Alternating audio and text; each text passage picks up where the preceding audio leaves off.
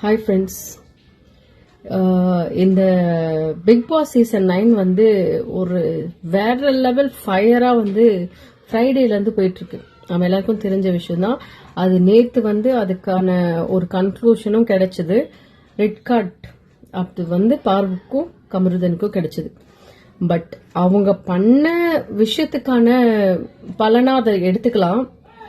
But இதே மாதிரி தான் அந்த பாருக்கும் வந்து அவ்வளவு சப்போர்ட் பண்ணல. What she did was wrong completely.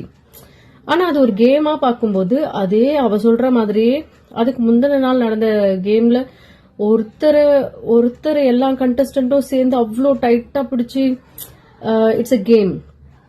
பாருக்கும் இத மாதிரி கண்ணில் அடிபடும் போது சபரி வந்து சொல்லவே சொன்னாரு, லைக் வாண்டடா ஹி டிட் தட் அப்படின்னு சொல்லிட்டு.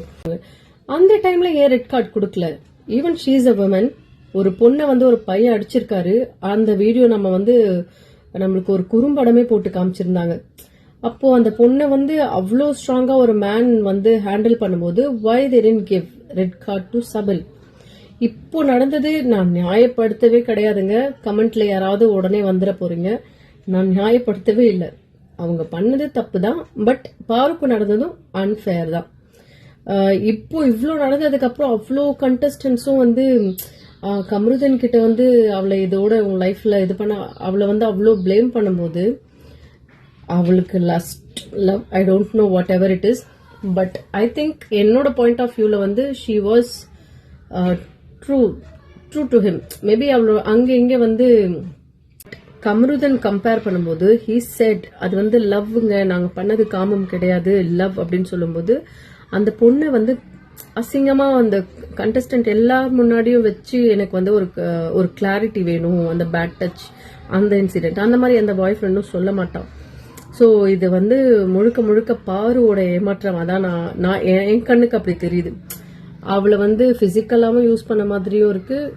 ஆக்சுவலா பார்க்க போனா இது லவ் கண்டென்ட் அப்படின்றது ஒண்ணு இல்லைன்னா இவ்வளோ தூரம் வந்து கமருதன் டிராவல் பண்ணி வந்திருப்பாரான்றதும் எனக்கு தெரியல. எனக்கு என்ன பொறுத்த வரைக்கும் பாரு இஸ் அ டஃப் கண்டஸ்டன்ட். ஆனா கொஞ்சம் வாய் சரி கிடையாது அவளுக்கு, அவ்வளவுதான். ஆனா இது எல்லாம் ஓகேன்னா சாண்ட்ரா பண்ணதும் சரி கிடையாதுதான். அவங்களுக்கு நடந்தது அநியாயம் தான். பட் கடைசியா போகும்போது அட்லீஸ்ட் அவங்க லைஃப்க்கு வந்து this is not going to spoil their life என்ன பொறுத்த வரைக்கும். பிகாஸ் அடுத்த சீசன் வரும்போது வி ஜஸ்ட் கீப் மூவிங். அதை பத்தி நம்ம பெருசா கூட நான் ஜூலி பேசணும் ஜூலி எங்கேயோ வளர்ந்து போயிட்டாங்க. ஸோ அதே மாதிரிதான் இவங்களுக்கும் பெருசாலாம் நம்ம பேசுறதுனாலயோ எதுவும் நடக்க போறது கிடையாது. பட் சொல்றேன், சாண்ட்ராவும் வந்து அவங்க மேலயும் நிறைய ஃபிளாஸ், பயங்கரமா ஆக்டிங் பண்ற மாதிரி என் கண்ணுக்கு தெரியுது. மத்தவங்களுக்கு எப்படி எனக்கு தெரியல. அதே மாதிரி ஃபைனலா அவங்க அங்கிருந்து போகும்போது அட்லீஸ்ட் ஒரு சின்னதா கன்சிடர் பண்ணி காலில் விழுந்து கூட மன்னிப்பு கேட்கும்போது அதை அக்செப்ட் பண்ணிருக்கலாமோ அப்படின்னு தோணுது. On the whole it's just a game show. நிறைய கண்டென்ட் கிரியேட்டர்ஸ் வீடியோ சோஷியல் மீடியாஸ்ல பார்த்தா கண்டஸ்டன்ஸ் மட்டும் இல்லாம அவங்க ஃபேமிலியும் சேர்த்து எல்லாம் பேசுறீங்க. ப்ளீஸ் வேண்டாம். People do mistake, they learn from it. அதுல இருந்து தான் அவங்க வந்து கண்டிப்பா அவங்க வந்து பண்ணதுக்கு அவங்க ரியலைஸ் பண்ணிட்டாங்கன்னு தான் நானும் நினைக்கிறேன். ஆனா இதுக்காக இவ்வளோலாம் எல்லாரும் பேசி ரியாக்ட் பண்ணணுமா அப்படின்னு கொஞ்சம் யோசிங்க.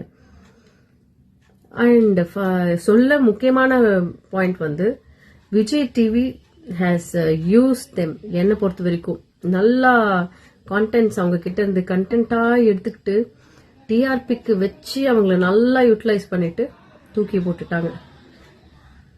எல்லாம் முடிஞ்சது. நம்ம வேலையை பார்ப்போம்.